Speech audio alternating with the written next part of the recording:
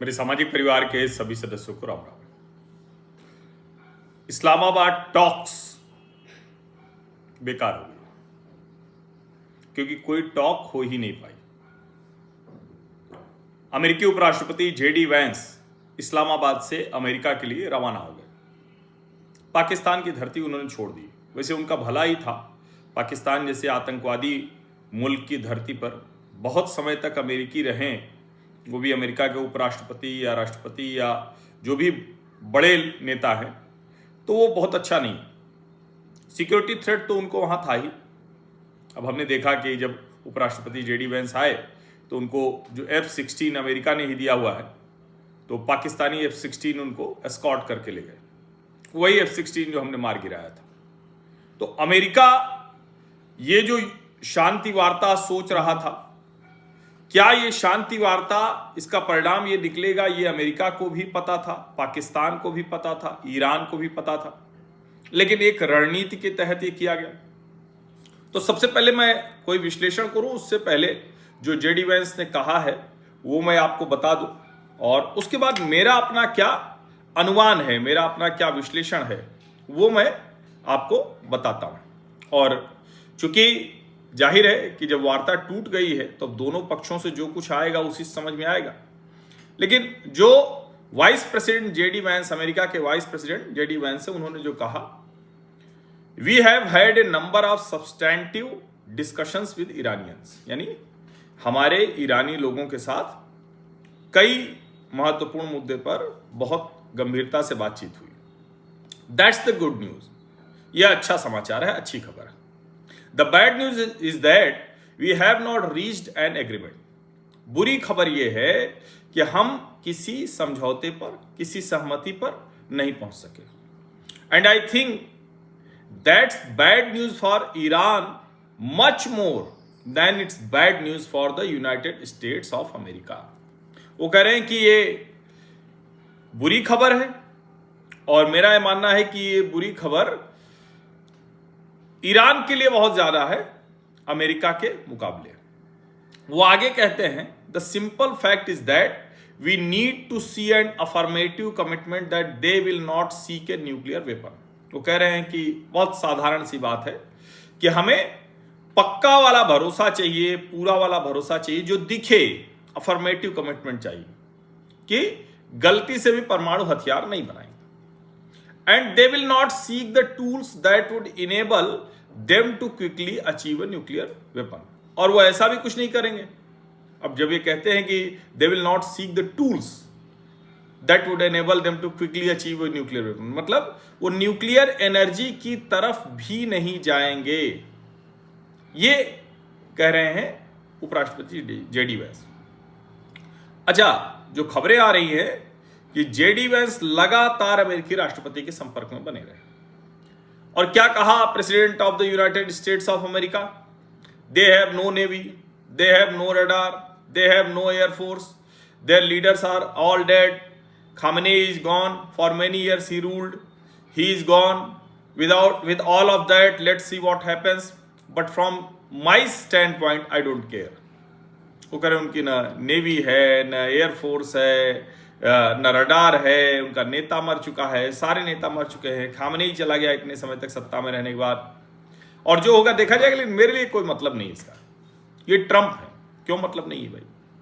और बीच में एक खबर आई कि चाइना जो है वो ईरान को रडार देगा, जहाज देगा, दूसरी चीजें देगा। तो उन्होंने क्या कहा, if China does that, China is gone have big problems. नहीं भैया, चाइना तो बहुत दूसरी रणनीति पे खेल रहा है, आप फंसे हुए इन सब पे, आप उन सब में फंसे हुए। और जब वार्ता हो रही थी वो कह रहे थे कि we are in very deep negotiations with Iran, we will regardless, we have defeated them militarily, whether we make a deal or not, it makes no difference to me, and the reason is because we have won, whether you listen to the fake news or not। वो कह रहे आप फर्जी समाचार सुनते रहिए, फर्जी खबरों को सुनते रहिए, हम तो जीत चुके हैं, और इसीलिए हमारे ऊपर कोई फर्क नहीं पड़ता कि समझौता हो या ना हो।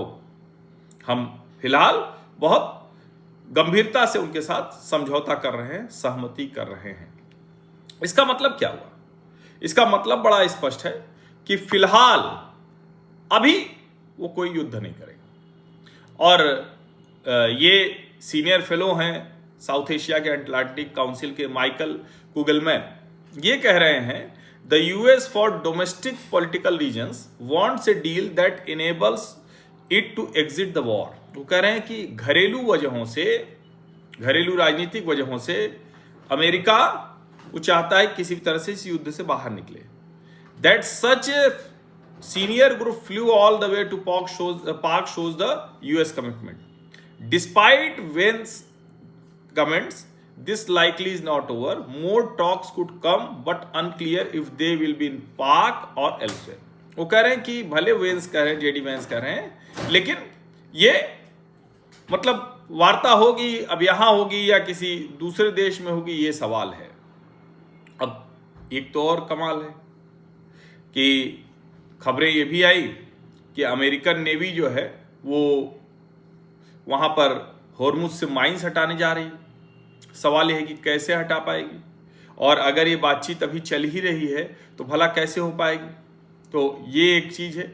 लेकिन लिखा हुआ खबरों में आया है, meanwhile US central command deployed destroyers USS Frank E Peterson junior and USS Michael Murphy plus incoming drones to clear mines from the strait of Hormuz and reopen a key oil shipping लेन। ये कह रहे हैं एक तरफ वार्ता टूट गई है, वार्ता चली रही थी, तभी ये कहा उन्होंने, तो क्या हुआ? इसका मतलब ये हुआ कि ईरान ने अमेरिका की जो न्यूक्लियर वेपन न तैयार करने वाली मांग थी उसको मानने से इनकार कर लिया। और जेडी वेंस खुद कह ही रहे हैं कि chosen not to accept the US terms. तो अब कोई ईरान वार्ता करेगा या नहीं करेगा, तो वहां की एक फार्स न्यूज है ईरान की, तेहरान से, वो कह रही है कि Iran currently has no plans for additional talks with the US. वो कह रहे हैं कि फिलहाल कोई ऐसी योजना नहीं है।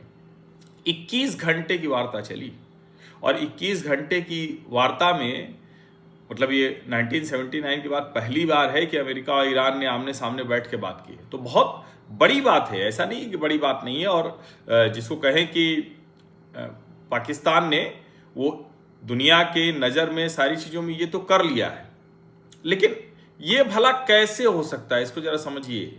जिसको सब जानते हैं कि दुनिया भर में आतंक का सबसे बड़ा अगर कोई खिलाड़ी है, आतंक का सबसे बड़ा अगर कोई मास्टर है, ईरान तो इस वजह से पिटता रहता है, सैंक्शन लगता रहता है, उसकी तो तबाही होती रहती है, उसकी बर्बादी होती है। और क्या ईरान के लोगों को नहीं समझ में आता होगा कि हमसे ज़्यादा तो तुम आतंकवादी हो, तुम शांति वार्ता कराओगे? ये समझिए इसको। इसी के बीच में जो एक और खबर आई कि पाकिस्तान की एयरफोर्स जो सऊदी अरब है वहाँ पहुँच गई है, और इसलिए पहुँच गई है कि वहाँ पर दोनों जो डिफेंस एग्रीमेंट है उसके तहत वो एक जो साझा जो सैन्य अभियान चलता है वो है। अब सवाल ये है कि क्या इससे कोई बहुत कुछ होने वाला है क्या? और पाकिस्तान बहुत कोशिश करके भी अपनी भूमिका जो है वो वही कर पा रहा है क्या? पूरी तरह से अमेरिका की कृपा पर टिके रहना। अब जो जेडी वेंस कह रहे हैं कि ज़्यादा खराब खबर उनके लिए है, तो फिर तो ये बहुत समझिए।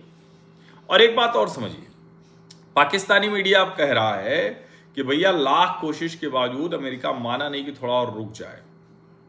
और कोई भी सोचे तो क्या पाकिस्तान जैसी जगह पर कोई शांति वार्ता हो सकती है? समझिए, हो ही नहीं सकती।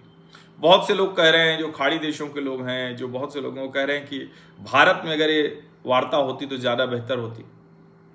तो इसीलिए मैं कह रहा हूं कि पाकिस्तान, उसका बेसिस जो है, उसका जो आधार है, उसी पर किसी को भरोसा नहीं।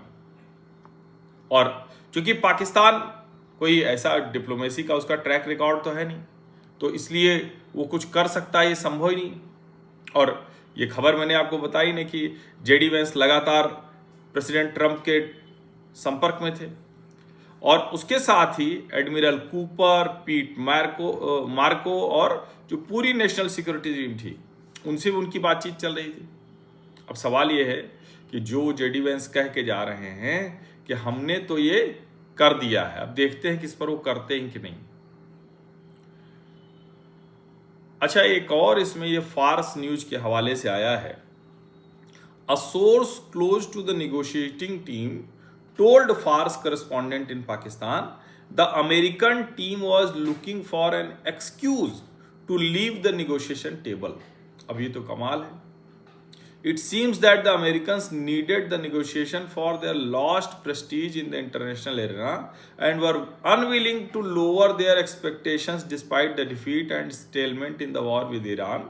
The negotiating team, as representatives of the people, protected the achievements of the Maidan. Iran has no plans for the next round of talks.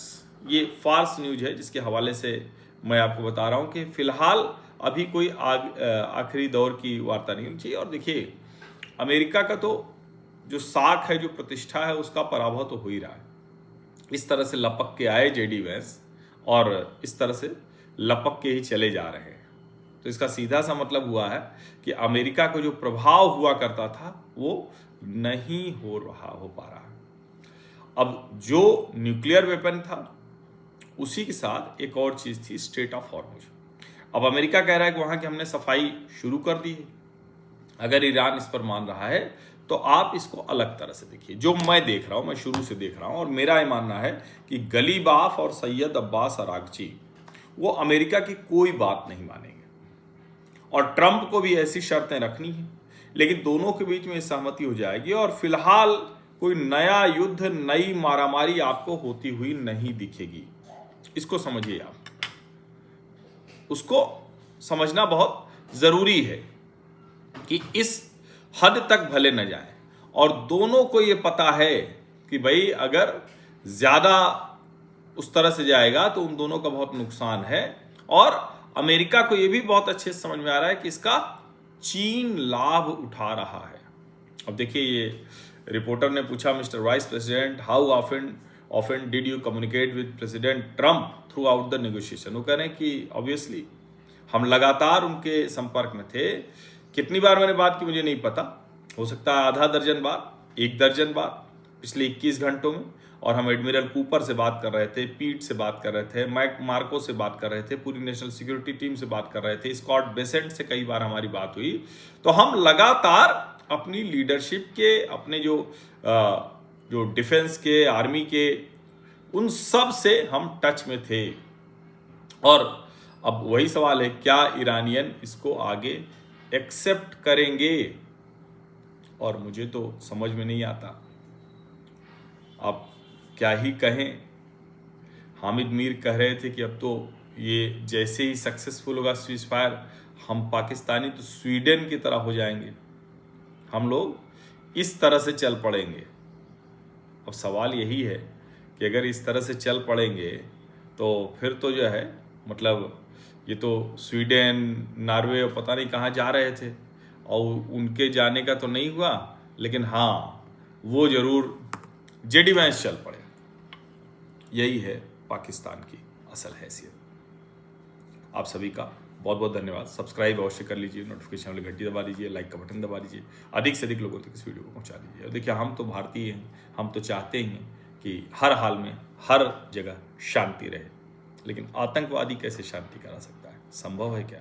नहीं संभव। लेकिन फिर मैं कह रहा हूँ कि दो के दोनों, ट्रंप और ईरान की अभी जो लीडरशिप है, गलीबाफ और सैयद अब्बास अरागची, इनकी अलग से भी बातचीत हो रही है।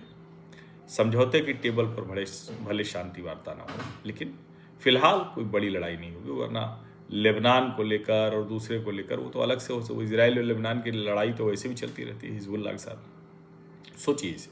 बहुत बहुत धन्यवाद।